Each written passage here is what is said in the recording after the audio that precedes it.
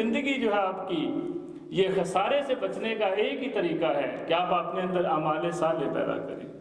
اور اگر اعمال صالح ہوں اور پھر اس کے ساتھ ساتھ اگر آپ کے اندر صبر کی کیفیت پیدا ہو جائے تو پھر آپ کو وہی مقام مل سکتا ہے کہ اس دنیا کی چھوٹی چھوٹی مصائب، چھوٹی چھوٹی تکلیفوں سے دل برداشتہ ہو کر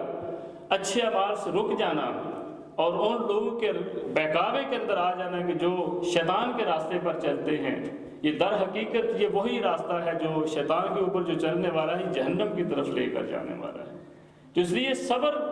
اور عمل صالح یہ اس بات کی علامت اور شرط ہے کہ آپ کو جنت کے اندر اچھا گھر ملے گا۔ تو یہ اتنی بڑی خوشخبری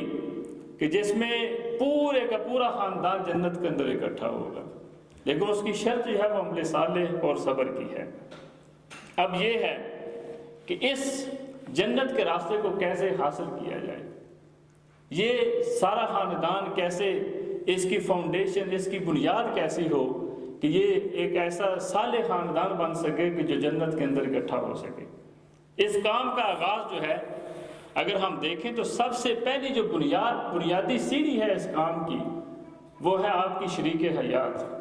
جن کی شادیاں ہو چکی ہیں۔ اللہ ان کے اس پورے پروسیس کے اندر، پوری اس عمل کے اندر برکت اور ان کے اندر ان کو عمل صالح زندگی گزارنے کی توفیق عطا فرمائے۔ لیکن وہ بچے، وہ نوجوان جن کی ابھی تک شادی نہیں ہوئی، تو ان کے لیے ایک سنہری موقع ہے کہ وہ اپنے سامنے وہ نقشہ ترتیب دیں جو قرآن و سنت سے ثابت ہے۔ کہ ہمارے والدین نے اپنی طرف سے ہمت کی ہے، اب ہماری یہ ذمہ داری ہے کہ ہم اپنے بچوں کی اسی طرز کے اوپر تربیت کریں۔ کیا آپ جن کی شادی نہیں ہوئی ان کو چاہیے کہ وہ اس انداز سے اپنے نئے شریک حیات کا انتخاب کریں کہ جو قرآن و سنت کے مطابق ہو۔ کہ حضور صلی اللہ علیہ وسلم نے خود ایک حدیث کا مفہوم ہے جس میں فرمایا کہ انسان اس دنیا کے اندر جب عورت کی تلاش کے لیے نکلتا ہے، جب وہ شادی کی خواہش رکھتا ہے تو اس کی دو تین چیزیں اس کی مد نظر ہوتی ہیں۔ ایک تو وہ حسن کو پسند کرتا ہے کہ میری بیوی خوبصورت ہو، اور لڑکی کی یہ خواہش ہوگی کہ اس کا خاوند خوبصورت ہو، اور پھر دوسرا وہ یہ پسند کرے گا کہ وہ بڑے خاندان کی ہو، اور پھر اس کے پاس مال بڑا ہو۔ لیکن آپ صلی اللہ علیہ وسلم نے فرمایا کہ سب سے بہترین جو چیز ہے وہ ایک باسیرت عورت کا ہونا ہے انسان کے لیے، اور واقعتاً اس سے بڑی نعمت اس دنیا کے اندر نہیں ہے۔ جو انسان، آپ لوگ جتنے بھی شادی شدہ، آپ یہ خود اس بات کا اندازہ کر سکتے ہیں کہ اتنی خوبصورتی سے خاندان کو چلانا یہ باسیرت عورت کے علاوہ کسی کا کام نہیں ہے۔ خصوصاً آپ جس سوسائٹی کے اندر رہتے ہیں، یہاں پہ تو اس سے بھی زیادہ بڑھ کر ذمہ داریاں آ جاتی ہیں انسان کے اوپر۔ اور اگر آپ کی شریک حیات وہ ایک ذمہ دار عورت نہیں ہے، یا وہ اتنی با کردار عورت نہیں ہے جو اس خاندان کو سنبھال سکے، سہارا دے سکے، بچوں کی تربیت کر سکے، آپ ایسی ہی شادی کر لیتے ہیں کہ جو لوگ بس چلتے پھرتے ہیں بازاروں کے اندر کیونکہ آپ کو پسند ہیں، تو پھر آپ کا انجام، ابھی تو آپ کی ہوش اس طرح نہیں ہوگی، لیکن جب آپ ہوش کے اندر آئیں گے تو پھر آپ واپس نہیں پہنچ سکتے، آپ اپنی منزل کو نہیں پا سکتے اس طریقے سے۔ تو اس کے اندر انتہائی ذمہ داری کے ساتھ اور بڑی سوچ سمجھداری کے ساتھ اسلامی نقطہ نظر کو سامنے رکھتے ہوئے اس کا انتخاب کرنا ضروری ہے۔ یہ سب سے پہلی چیز ہے، اور یہ سب سے آپ کہہ سکتے ہیں کہ یہ وہ مائل سٹون ہے، سنگ میل ہے جس کے اوپر ساری آپ کے جو زندگی کا جو پورا انحصار ہے اس کے اوپر ہوگا۔ دوسری بات جو ہے، جب انسان شادی شدہ ہوتا ہے تو اس کے بعد اولاد کی فکر ہوتی ہے، اور چونکہ اللہ تعالیٰ اس کے اوپر پوری قدرت رکھتا ہے اور وہ خود فرماتا ہے۔ پھر یہ ایک پروسیس ہے جس کے اندر صبر بھی اور ساری چیزیں، قرآن نے بڑے خوبصورت انداز میں سورہ شورى کے اندر فرمایا کہ اللہ زمین اور آسمانوں کی بادشاہی کا مالک ہے، جو کچھ چاہتا ہے پیدا کرتا ہے۔ تو پھر یہ آزمائشیں شروع ہو جاتی ہیں، پھر صبر کا کام شروع ہو جاتا ہے یہاں سے۔ فرمایا کہ جسے چاہتا ہے لڑکیاں دیتا ہے، اور جسے چاہتا ہے لڑکے دیتا ہے، جسے چاہتا ہے لڑکے اور لڑکیاں ملا کر دے دیتا ہے، اور جسے چاہتا ہے بھانج کر دیتا ہے۔ وہ سب کچھ جانتا ہے اور ہر چیز پر قادر ہے۔ یہ مکمل ایک ایسا، کبھی لڑکیاں زیادہ آ جائیں گھر کے اندر تو پھر بھی ہم پریشان ہو جاتے ہیں، لڑکے ہو جائے تو پھر ہم کسی حال میں مطمئن نہیں ہوتے۔ اس لیے جو بھی اللہ رب العزت اس کے بعد آپ کو عطا کرتا ہے، اور نہیں بھی عطا کرتا تو اس کے اوپر پھر بھی اس کا شاکر رہا جائے، اور سمجھا جائے کہ اسی کے اندر میری حکمت ہے، پھر بھی اسی کے سامنے جھکا جائے اور اسی سے دعائیں کی جائیں۔ اور یہی دعا کون سی کی جائے کہ ہم سے بہت سارے لوگوں سے باتیں سنتے رہتے ہیں، اس لیے کہ ہمارا قرآن اور حدیث سے تعلق نہیں ہے، کہ جب ہمارے پاس اولاد نہیں ہوتی تو ہم لوگوں کی باتیں سن کے یہ بھی کام کرنے کو تیار ہیں، یہ بھی کرنے کو تیار ہیں، یہ بھی کرنے کو تیار ہیں۔ قرآن جو نبی کریم صلی اللہ علیہ وسلم کی سیرت جو ہمارے لیے نمونہ اور ہدایت ہے، وہاں سے ہم سبق نہیں لیتے اور ان نبیوں کی دعائیں نہیں کرتے جو نبیوں نے خود ہمارے لیے رہنمائی دی ہے اللہ نے قرآن کے اندر، جس میں حضرت ابراہیم علیہ السلام نے اپنے رب سے خود دعا کی، جس سے بہتر دعا اس دنیا کے اندر کون سی ہو سکتی ہے؟ وہ کون سی دعا تھی کہ اللہم رب ہب لی من الصالحین، کہ اے پروردگار ایک بیٹا عطا کر جو سالوں میں سے ہو۔ دیکھیں جو پیغمبروں کی دعائیں ہیں ان کے اندر بھی کتنی بڑی حکمت ہے۔ ہم کہتے ہیں کہ بس اللہ ہمیں بیٹا عطا کر دے، اے اللہ ہمیں بس بیٹی عطا کر دے، اس کے ساتھ یہ شرط نہیں رکھتے کہ اے اللہ اس کو صالح بنا دے۔ اور آپ سب جو بزرگ بھی یہاں پہ بیٹھے ہیں، نوجوان بیٹھے ہیں، اپنی آنکھوں کے سامنے دیکھتے ہیں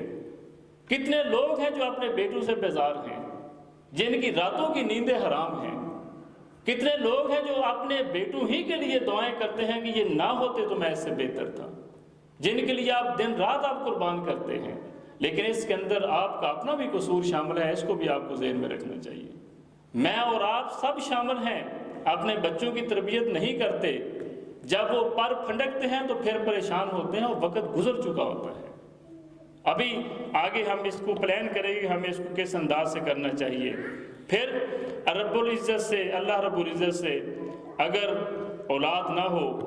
اگر بیٹیاں ہوں تو بیٹے کی طلب کرے، لیکن صالح بیٹے کی طلب کرے، اور اگر اولاد نہیں ہے تو پھر حضرت زکریا علیہ السلام کی دعا کو یاد رکھیں کہ ربنا ہب لنا من لدنک ذریۃ طیبہ انک سمیع الدعاء، کہ اللہ مجھے نیک اور اولاد جو بہتر اولاد ہو، جو اچھی اولاد ہو، وہ مجھے عطا کر۔ تو اس لیے ان دعاؤں کو یاد بھی کرنے کی ضرورت ہے، اور اللہ سے یہی دعائیں مانگا کریں اگر آپ کو کسی چیز کی طلب ہو، اولاد کی طلب ہو۔ تو صالح اولاد جو ہے اس کے لیے یہ بہت بڑی نعمت ہے انسان کی، اور صالح اولاد ہونا ایسی شرط ہے کہ جس کے پورا کرنے پر براہ راست اللہ رب العزت نے جنت کی بشارت دی ہے۔ تو اولاد کی تربیت، تعلیم و تربیت کے ساتھ ساتھ انسان کی یہ بھی ذمہ داری ہے کہ دعا اور عمل جو ہے اس کو ساتھ ساتھ رکھے۔ ایک تو یہ ہوتا ہے کہ انسان اولاد کے لیے محنت کرتا ہے تو اس کو اس بات کے اوپر فخر نہیں کرنا چاہیے کہ میں اولاد کے لیے بڑی محنت کر رہا ہوں، اب یہ اولاد ضرور ہی نیک ہوگی، ضرور ہی صالح ہوگی،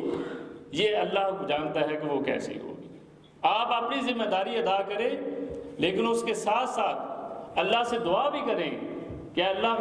میں جس اولاد کی خواہش رکھتا ہوں صالح اولاد کی، یا اللہ اس کو صالح بھی بنا۔ تو صرف محنت نہیں ہے، محنت کے ساتھ ساتھ، عمل کے ساتھ ساتھ اللہ سے یہ دعا بھی کرنا ہے۔ تو وہ کون سی دعا ہے؟ سب بال بچے دار ہیں، مائیں اور بہنیں بھی بیٹھی ہیں، آپ بھی بیٹھے ہیں، ہم کو یاد ہونی چاہیے ربنا ہب لنا من ازواجنا و ذریاتنا قرۃ اعین واجعلنا للمتقین اماما، کہ دعا کا ترجمہ یہ ہے کہ اے ہمارے رب ہمیں اپنی بیویوں اور اپنی اولاد سے آنکھوں کی ٹھنڈک دے۔ یہ نہ بھی یاد ہو تو اردو میں تو آپ مانگ سکتے ہیں نا اللہ سے،